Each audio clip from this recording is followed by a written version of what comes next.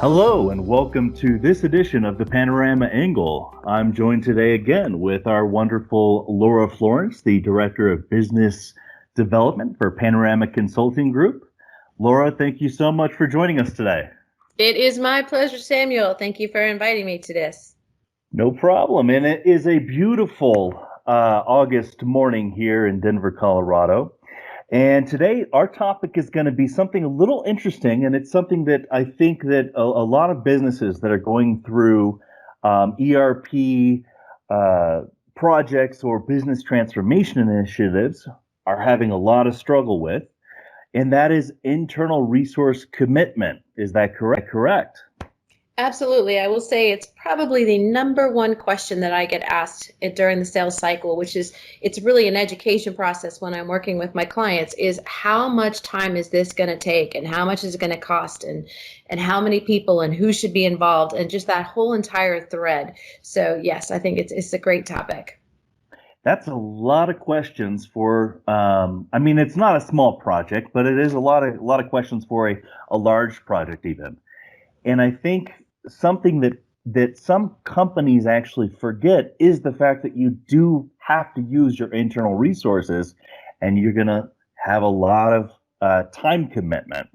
So, with that, how does Panorama help the business augment their or figure out the internal resources that are going to be needed for a ERP project? So we get asked often, what are the internal resources that we're going to need from our company? And I would say that our advice is that there are three levels of engagement. At the top, you have your executive sponsor. And that person is not only often a figurehead for the company, but they're absolutely the driver and the figurehead and the spokesperson for the project, whether that is a business process improvement project, a digital transformation, a software change. They are helping tie together how this project is going to support the aims and the goals of the company. That next level is really that steering committee. And so that executive sponsor is part of a steering committee. They are typically going to be engaged maybe a couple of hours a month.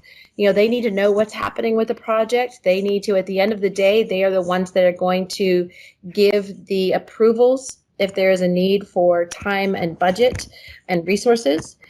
And it's important that they stay engaged longitudinally all the way through the life of the project. The next level engagement is your core team. Those are your folks, those are your workhorses. So starting from right at the project kickoff, let's say you're doing an ERP selection and implementation project, they're going to start right up front on day one, helping to define what they need that new system to do all the way through go live. And then you've got your SMEs, your subject matter experts, and your super users. So those are additional personnel that you'll bring in to help represent a functional area and make sure their voice is being heard, their needs are being defined and met. So those are the kind of the three levels of engagement. And that's just a start to the answer to that question. Right. I mean, you have, that's a lot of people on the project, but how do you determine like how much time is it going to take? Right. I mean, is this literally a full time job for every single level from sponsorship to your SMEs? Or are they just brought in part time to answer questions and just do little tiny pieces? I know I've worked with some clients that where their executive sponsors, they're in the trenches, really helping drive it, almost like a project manager, even though they have one, but they're so dedicated to the success because potentially their job is tied to the success of the project. So they're really into it. And then you have some that are just kind of nonchalant, like, I guess I kind of have to do this. So how much time is it for the different levels from sponsorship to SMEs? So I'm going to give you the consulting answer, and that is it depends. So let's start with your executive sponsor, your steering committee, that top level of leadership and engagement. If, let's say, for example, you are a small to medium-sized firm, you may be in a company where you wear a lot of hats. And in companies like that, your executive sponsor and your steering committee may also essentially be part of the core team, right? So not only do they have the final say and the ability to dedicate budget and resources as needed, so from that top level of leadership, and they're the sponsor, they're the driver, they're determining the vision and the mission of the company, and they're also helping to really, they're participating and very engaged in this project. Other companies, if you have a much larger organization, that steering committee could be your board of directors. And so, as I mentioned before, your steering committee typically is only going to be a couple hours a month in terms of engagement. So there's a real range of engagement at that steering committee level based on the size of the company. There is absolutely a difference in the success and failure of the project if depending upon if your executive leader or your executive sponsor, your steering committee is engaged at all.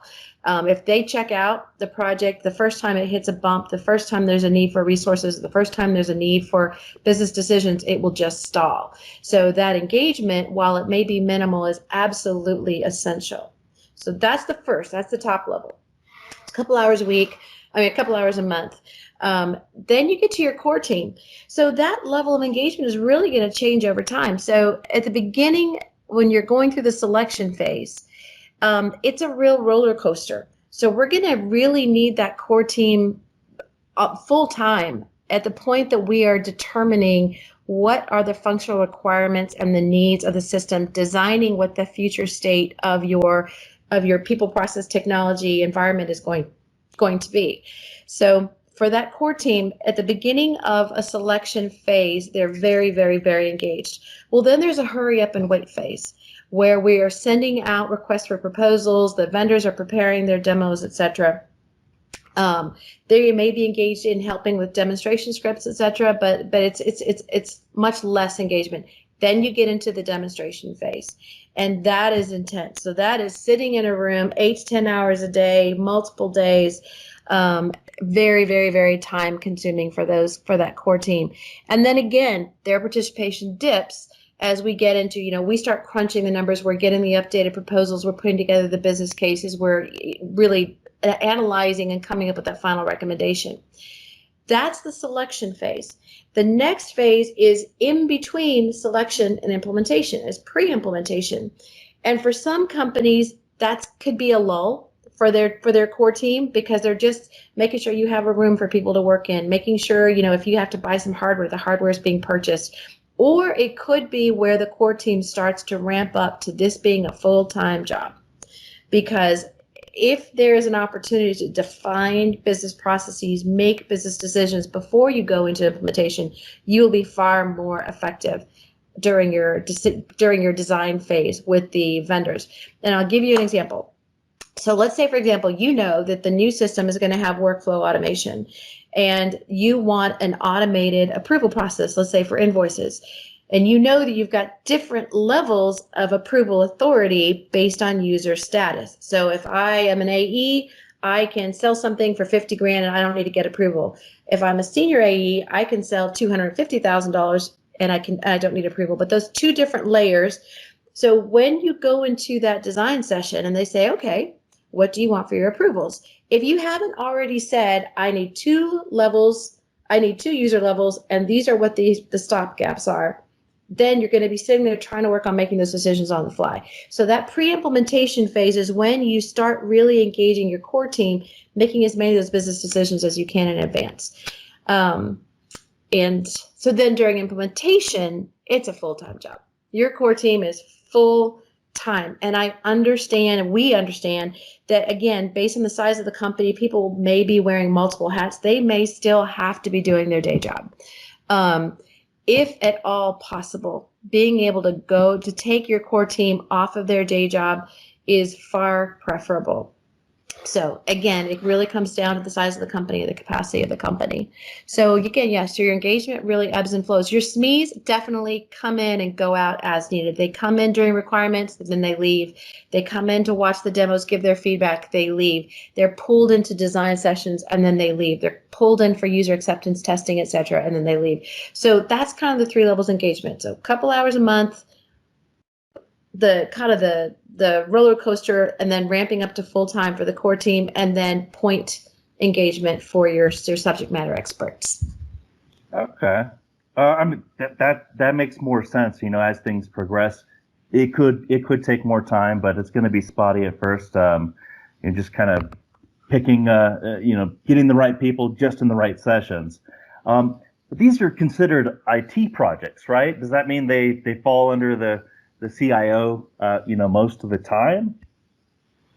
So that's a really, really good question. And so what we would say is that while we are often initially brought in by the CIO or the CTO, the Chief Technology Officer, or the CDO, the Chief Digital Officer, these are absolutely business projects.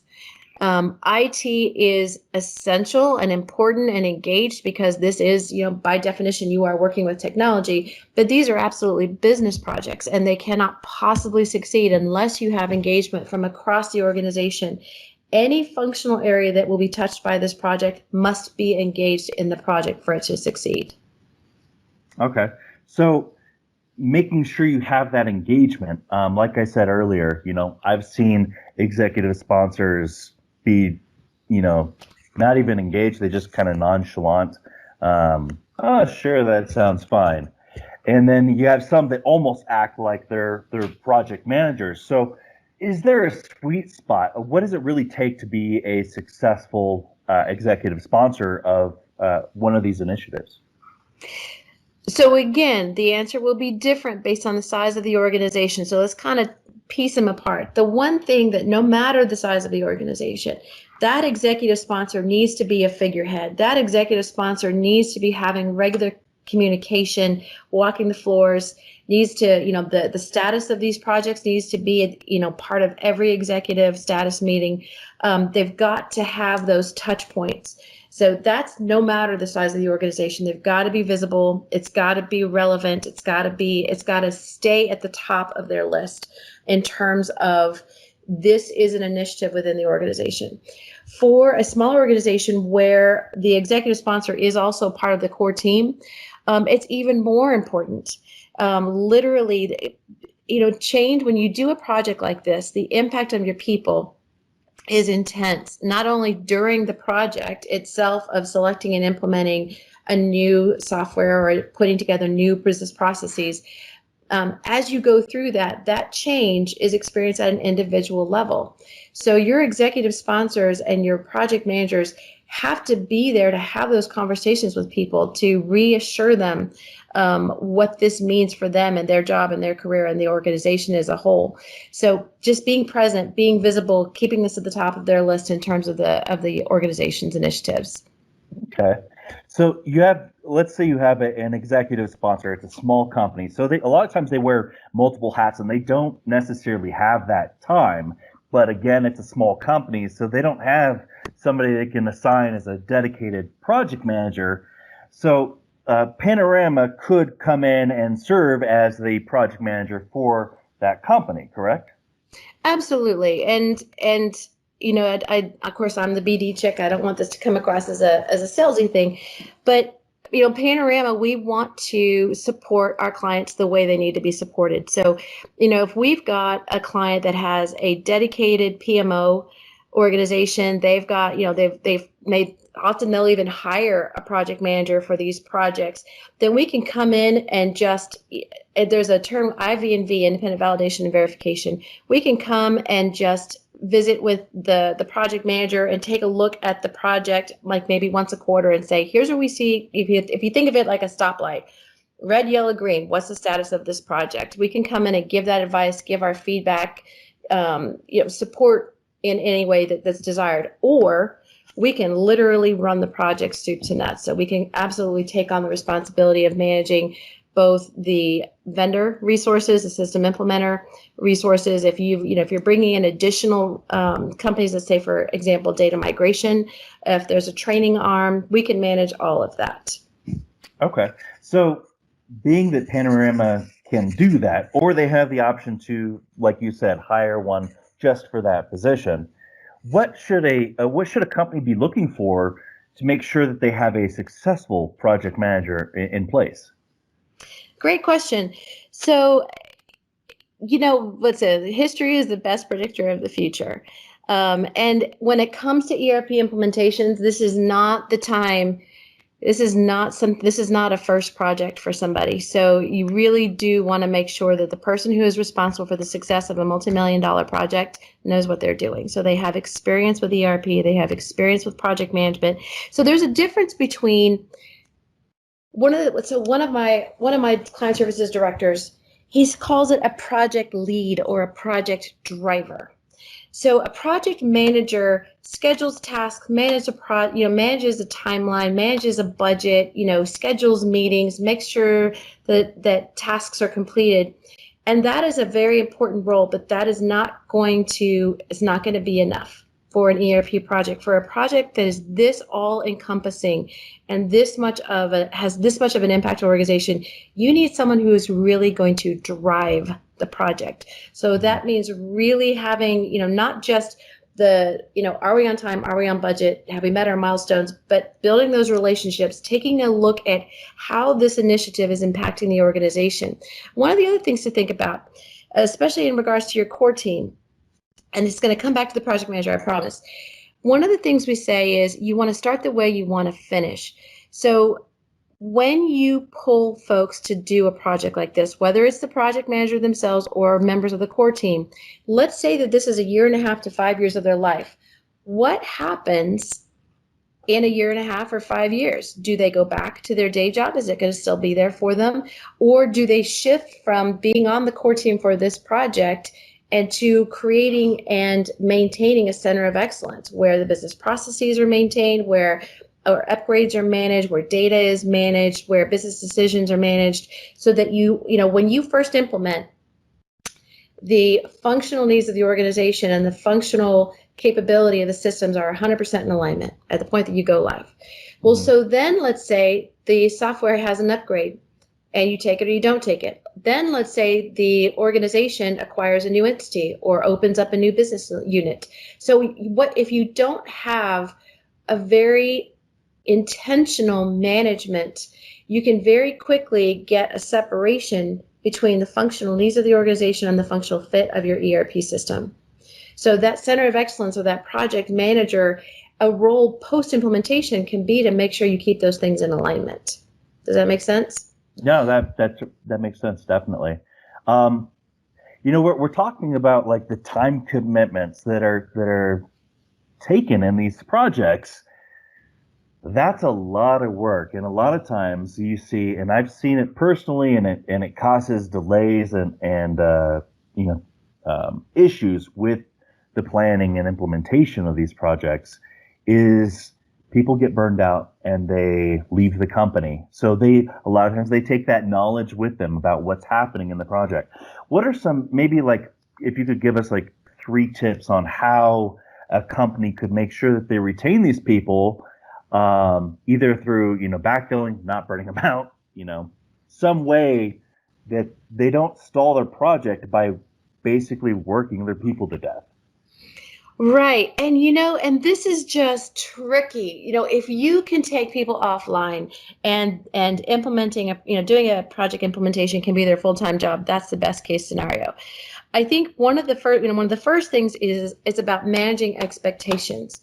So if the executive sponsor just puts an arbitrary line in the sand, we have to go live January 1, 2022, no matter what. Yeah, you can go live, but all you're really doing is testing. It's a test to go live.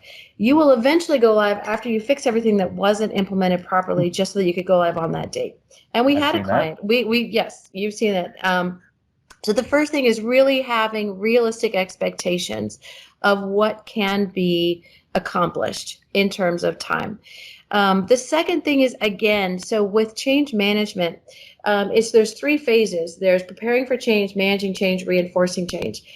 And there is some overlap, right? So even though you're a member of the core team, you're involved, and maybe you are responsible for helping the change management impact on the remainder of the organization, you need to be taken care of as well as a core team member. So that change management piece, whether there's a lot of communication, you might have lunch and learns. How do you get people excited? How do you tie this back into what's in it for me, right? So that's another big piece of it, is taking care of your people. Okay. And then who are these teams typically larger? I mean, how many people are typically involved in a core team? I understand it obviously depends on the size of the project and the size of the company, but on average, what do you typically see?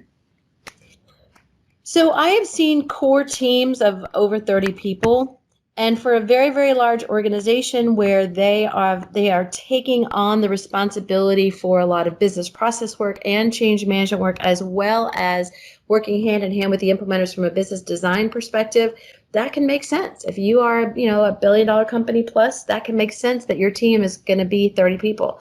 If you are a smaller firm, your core team might be 5 to 7 people. So yeah, there's a range there. I can't imagine being able to go through an implementation with much less than 5 to 7 people at your core team. Now, that being said, that's the core team, right?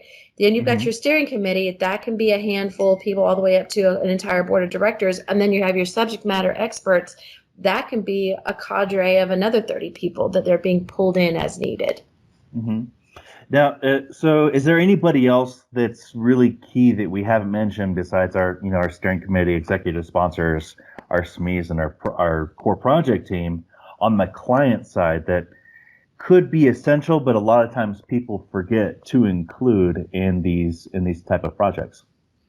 That is such a smart question. And yes, that's awesome.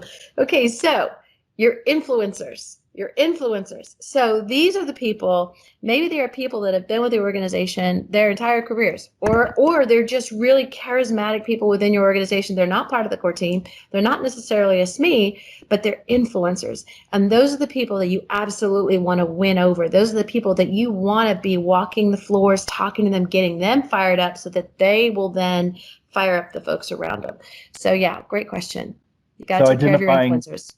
identifying the people that really have pull, but they're not necessarily in management, right? Maybe they're somebody who talks a lot around the water cooler, right? And people listen, right? Those are the kind of Exactly. people that you want to get.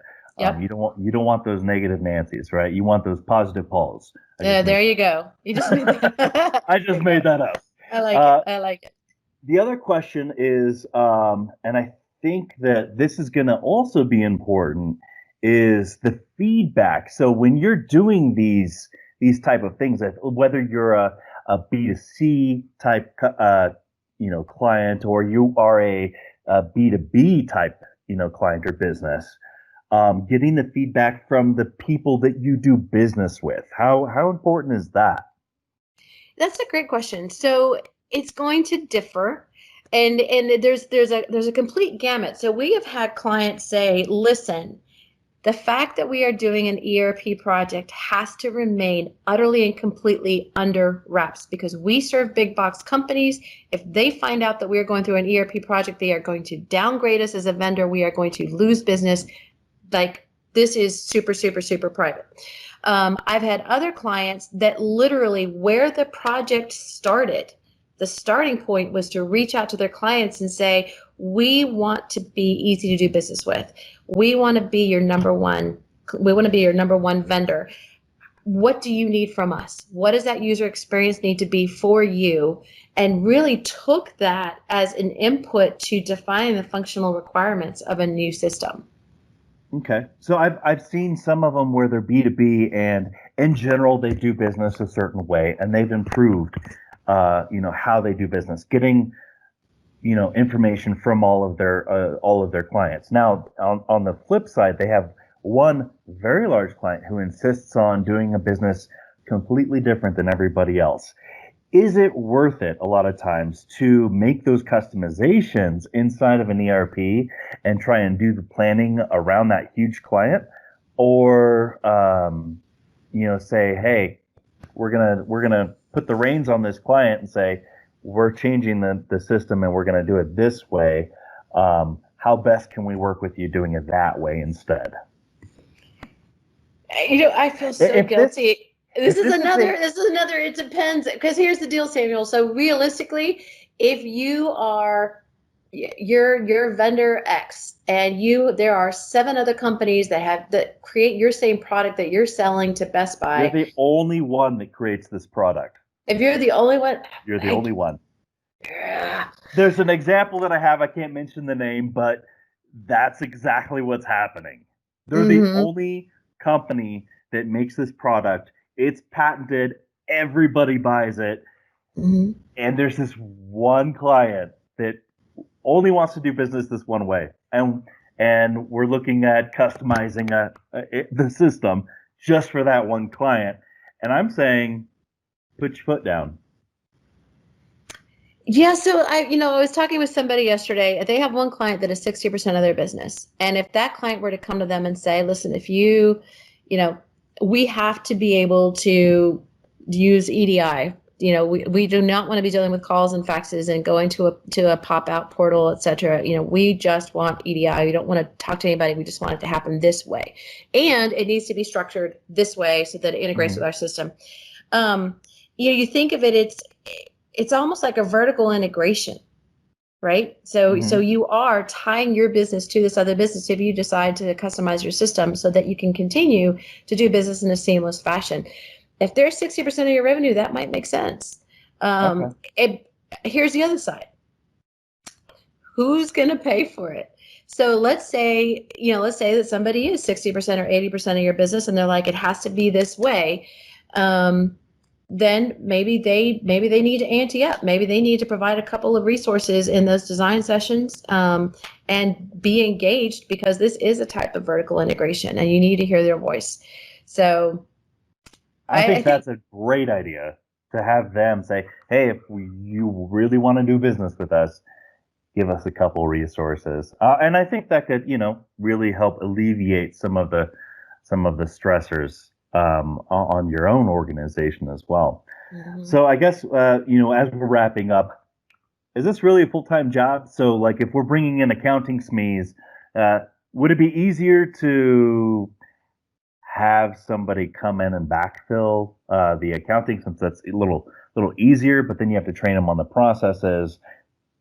What's an easier way to do it? Do you just want to, double up their pay, maybe give them overtime if they're hourly, if they're salary, tie the success of the project to bonuses, or if your company doesn't have bonuses, give them bonuses, for doing this, comp days, Is it a full-time job though?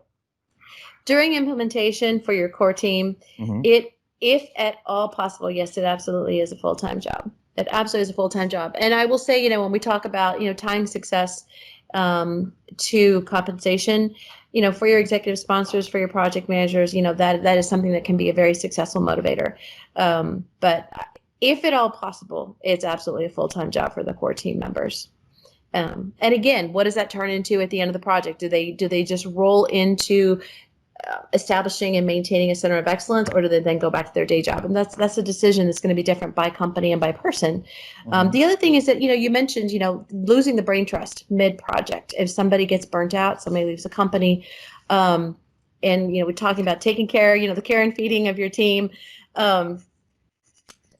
You will sometimes find that people, for whatever reasons, maybe they get married and have a child, or maybe they just they move out of the state, or they decide that ERP is not for them.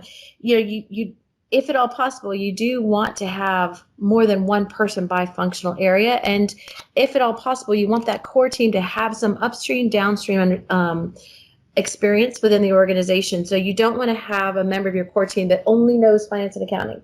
You want to make sure that they understand how finance and accounting ties into purchasing, ties into their supply chain, etc. So you have some overlap. So if you lose somebody, it's not as much of a loss. Okay. All right.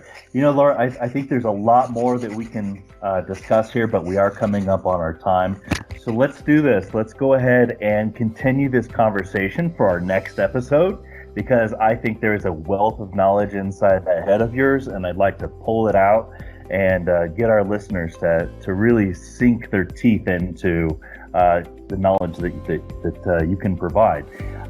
So in the meantime, if they want to contact you directly, they can go to info@panorama-consulting.com for email. They can, of course, call Panorama Consulting Group directly at 720-515-1377, or also visit the website, which is www.panorama-consulting.com. Did I miss anything? Nope, I think that's all. Check us out All right. on Twitter, Facebook as well. All right, perfect. All right, well, thank you so much, Laura, and you have a great rest of your day, and we'll talk to you probably in about a week. Sounds like a plan. Thank you, Samuel. All right, thank you, everybody. All right, bye-bye. Bye.